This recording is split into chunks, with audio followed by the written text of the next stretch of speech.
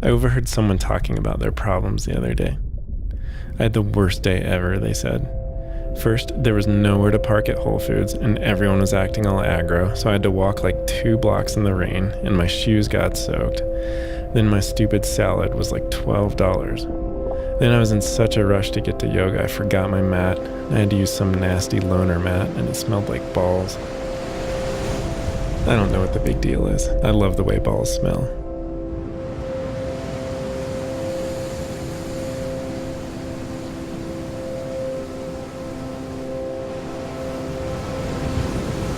I'm pretty sure Ben knows I'm dying. I'm not sure if it's the cancer or something else, but he's been taking me to all the places we used to go to and checking on me a lot. The other day he asked me to let him know when I was ready to go. He said he didn't want me to suffer.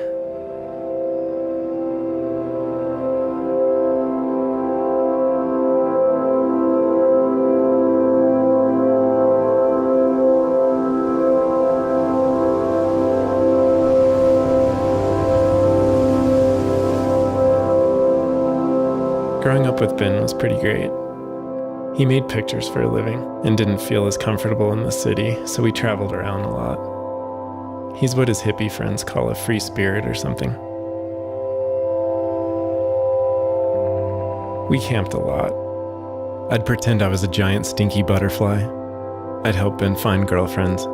We'd go shark fishing. We'd do yoga. I'd give him kisses.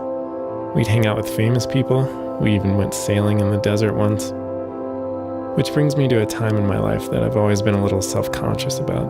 Of course, it's not my fault, but I became so handsome that it was impossible to ignore.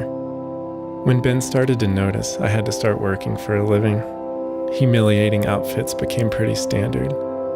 If you've ever been told to look cute, you know it's not as easy as it sounds. And you can't just fake special kisses in the studio. It won't look authentic. Oh man, those were the good old days for sure.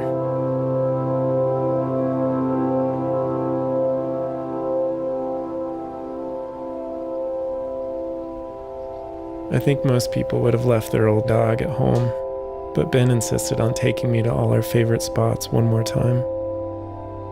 I think he feels like he can't leave my side right now. This one time, about 10 years ago, we were camping at Joshua Tree, and Ben stood up by the campfire and just passed out, and he started bleeding. Things changed a lot after that.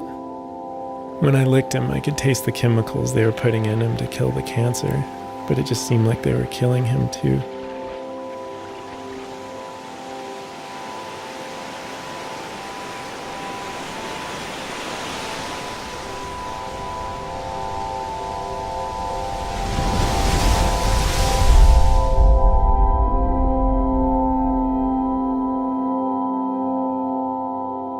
If anyone had tried to take me out of that hospital room, I would have bitten their face.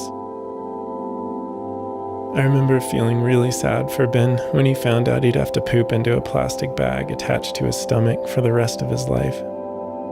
Mainly because he already had to put all of my poop into plastic bags. The worst, though, was when this letter came from the insurance company. One time I had the best dream ever. I dreamed I had rabies and snuck into the insurance company to share my rabies with as many people as I could before they shot me with a tranquilizer gun.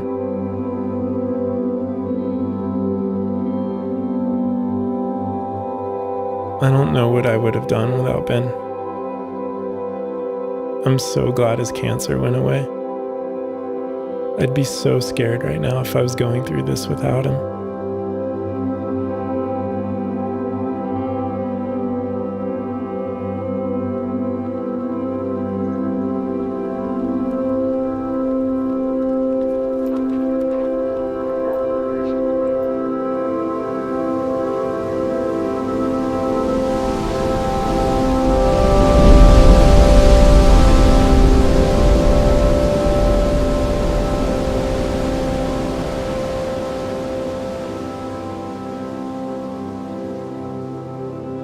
I've been trying to be really strong for him this week, just like he was when things were going really bad.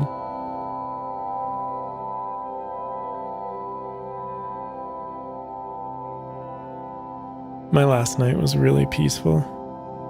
I wasn't hungry anymore, so I let Ben know it was time, and he let me sleep on his chest all night.